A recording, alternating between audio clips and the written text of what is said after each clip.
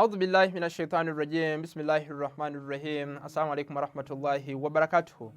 Waliwo omuganda wange yambuuzizza ekibuuzo nti omuntu wakulembera banne mu swala kimufuula omusika wa Nabbi Muhammadi sallallahu alayhi wa alihi wa sallama.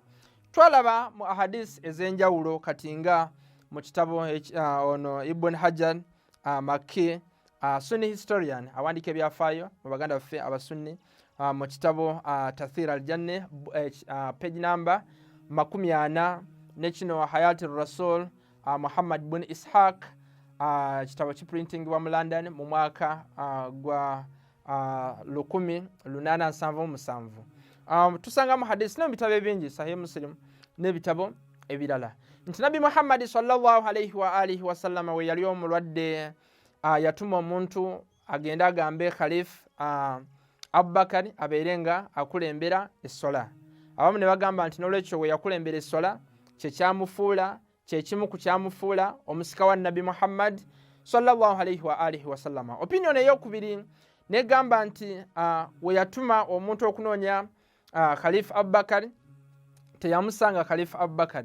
Oyo omuntu gwe baatuma n'agamba Caliph Umar okulembera essola.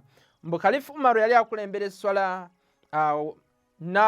we yali akulembera essola abantu ne bagivaamu ne bagamba si yene essola entuufu. Bitabo by'abaganda baffe basunni bino bye tugambye n'ebirala nga bwe mubiraba ku screen. N'olwekyo mbu okulembera essola mu bufunze mbu kyafuula Caliph Abubakar ne Umar abakulembeze abasika ba Nabbi Muhammad sallallahu alayhi wa alihi wa sallama. Nga tetunaba kukiddamu ekibuuzo kiri nti waliwo Nabbi yenna gwe tulaba oba omusika we nga yakulembera eswala n'afuuka Nabbi woba omusika wa Nabbi? Kyekibuuzo. Ekibuuzo kiri nti waliwo aya yonna Nabbi yenna nga yasooka kulembera swala n'alyoka afuuka Nabbi woba omusika wa Nabbi yenna yasooka kulembera swala n'alyoka afuuka Nabbi? Waliwo aya yonna egamba? Tetulina aya yonna egamba nti omuntu yasooka kulembera swala n'alyoka afuuka Nabbi oba omusika wa Nabbi. Kati nikesi tetulina aya, ekibuuzo kyane kigamba nti kati ani alonda? Kyekibuuzo. Bantu onfuna bulungi be balonda oba Allah subhanahu wa ta'ala yalonda? Twagamba nti baganda baffe abasunni bagamba nti eno aya eri mu surati Shura aya 38 wa amruhum shura bainahum ebagamba nti bo bagamba nti abantu bateekeddwa okubeera nga beerondamu. Twagamba nti amakulu amatuufu aga aya Allahu subhanahu wa ta'ala agamba nti wetufunamu obuzibu tubeere nga buli omu awa munne amagezi. Mufuna bulungi mutule mumale ensonga zammwe. Naye aya tegamba nti weerondemu obeere musika. N'olwekyo ekyo nakyo ne tukimala. Aya mu surati Al-Kasasi 68 Allahu subhanahu wa ta'ala n'agamba nti wa rabbuka yakhluqu man yasha'u wa yakhtaaru ma kana lahumul khiyara. Katonda yatonda era yalonda. Kyetwagalawo kiri kimu, Katonda yatonda era yalondera omuntu. N'olwekyo Katonda alonda Nabbi n'omusika wa Nabbi. Onfuna bulungi. N'olwekyo omuntu asooka kulembera sola n'alyoka afuuka Nabbi oba omusika wa Nabbi. N'olwekyo gw'ogamba nti ono yasooka kulembera sola n'olwekyo y'omusika wa Nabbi Muhammad sallallahu alayhi wa alihi wa sallama kiba kikontagana ne Quran. Ne tugamba nti Katonda era alonda. Onfuna bulungi n'abayambi baba Nabbi oba abasika baabwe. Onfuna bulungi naye nga bano balonze si ba Nabbi, Katonda yennyini yabalonda. Nga walonda King Twalut ku mulembe gwa Yusha bun Nun. King Twalut yali Nabbi naye Katonda ye yasooka okola ki? Naye Katonda ye yakola ki? Ye yamulonda nga etwa mu Surati Al-Baqara aya 246 paka 247. Nga walonda Nabbi Sulaiman. Nabbi Sulaiman alayhi salam nga walonda omuyambi wa Nabbi Sulaiman Asif bun Barikhiya. Asif bun Barikhiya teyali Nabbi naye ate Katonda ye yamulonda. Kyetwagalawo kiri kimu nti Katonda yalonda omuntu asooka kulembera sola n'alyoka afuuka omukulembeze wa banne.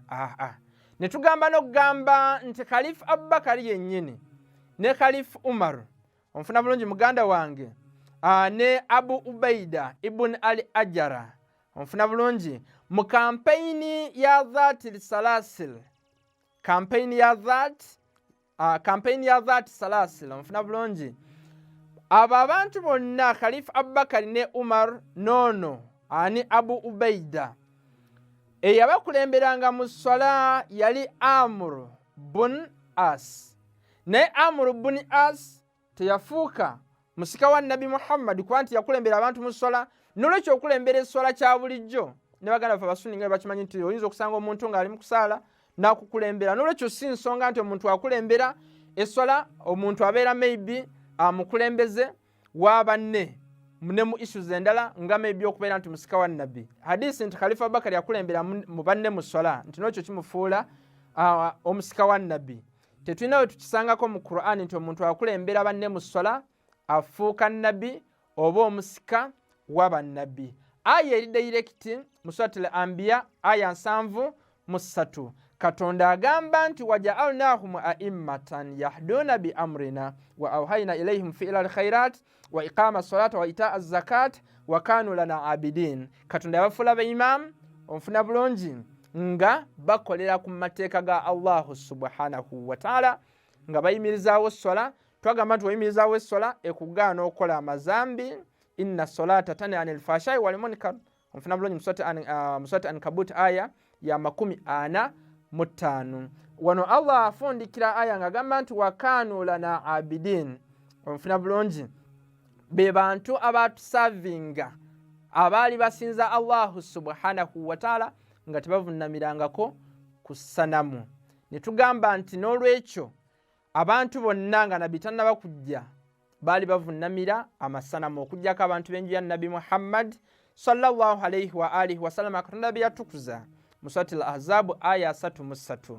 Ne tugamba n'okugamba nti nga Nabbi tannaba kufa yaleka omusika we nga ye Qur'ani n'abantu b'enju ye, nga aya 67 mu Suratul Maida emaze okukka mu kifo kya Gadiro 10.